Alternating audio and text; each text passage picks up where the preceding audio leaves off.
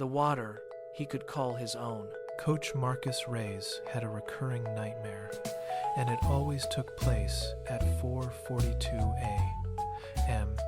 That was the time the front desk attendant at the rec center unlocked the side door 18 minutes before his lease. Window started, never a minute earlier. Marcus would stand in the dark parking lot with 30 swimmers shivering behind him, watching the clock on his phone tick, knowing that every one of those 18 minutes was time his kids weren't in the water and time he'd already paid for. Somewhere down the line, the Riverbend Riptides had been renting lane space for 9 years. 3 different facilities, 2 relocations. One bitter season when the city's aquatics director gave their prime evening block to a water aerobics class and offered Marcus the 8:30 p.m. leftover lanes with a shrug. He'd taken them. What choice did he have? You can't coach a swim team without a pool, and he didn't own a pool. He owned a clipboard, a stopwatch, and a folding chair he kept in his trunk, because half the facilities he rented from didn't keep one on deck for him. The lane fees alone were eating the team alive. $41 an hour, then $47, then $53, after the facility modernization surcharge. Marcus had run the numbers on a napkin one night and nearly knocked over his coffee. Across a single season, the Riptides were paying enough to make a down payment on something real. Across 9 years? He didn't want to think about it. He was, in the most literal sense, pouring money into someone else's water. It was his old college teammate, Dana, now coaching down in Georgia, who said the thing that finally cracked it open. "You keep complaining about renting," she told him over the phone. "So stop renting other people's water. Build your own." Marcus laughed. With what? I coach. I don't develop real estate. I don't know the first thing about gutters or bulkheads or, what did you call it, heat load. I'd build a $50,000 mistake. That's exactly why you go to the workshop, Dana said. I went last fall. The coaches build and program a pool workshop. Total Aquatic Education and Training Institute runs it. It's 2 days, and it's built for people like us, coaches, not contractors. By the end, you actually understand what you're looking at. When an architect hands you a set of drawings, you stop being the guy who just nods. He signed up that week. The workshop was nothing like the dry, slide after slide seminars Marcus had braced himself for. The instructors had spent decades on pool decks and at planning tables, and they talked like coaches, direct, practical, allergic to fluff.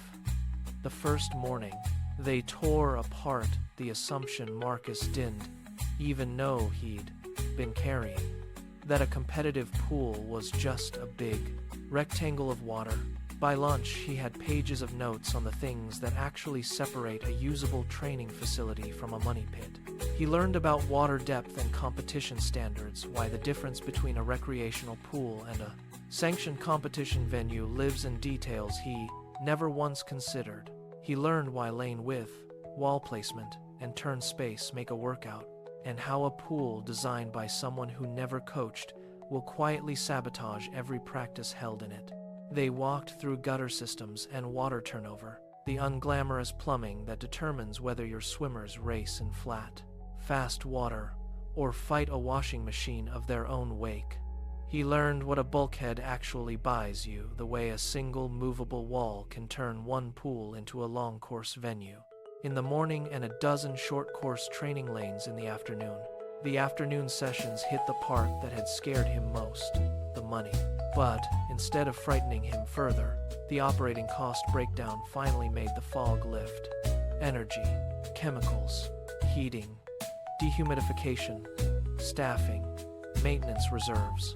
The instructors showed him how the smartest savings get designed in at the planning stage, and how the most expensive mistakes are the ones you don't see until your first utility bill arrives.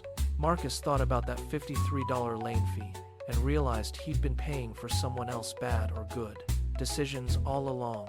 Day 2 was about programming the asset, and this was the part Dana had promised would change how he saw everything. A pool, he learned, isn't just a place to train. It's an engine. Learn to swim revenue, lap swimming, rentals to other teams, clinics, lessons. The same square footage that drained the riptides as a renter could, designed and programmed right, fund itself as an owner. He filled half a legal pad mapping out who could be in his future water at 6 in the morning, at noon, at 4, at 8 at night, and what each of those hours could mean for the team's survival. He left Orlando with something he hadn't had in 9 years of coaching: a vocabulary, a checklist, and the quiet, grounded confidence of a man who finally understood the thing he wanted to build. Marcus doesn't own a pool yet. These things take time, and he knows that now better than anyone. But he knows the questions to ask. He knows which corners cost you later. He knows what to listen for when a designer says, "We can value engineer that out," and when to say absolutely not. And when he stands in that dark parking lot at 4:42 a.m., for now, still renting, he no longer feels stuck.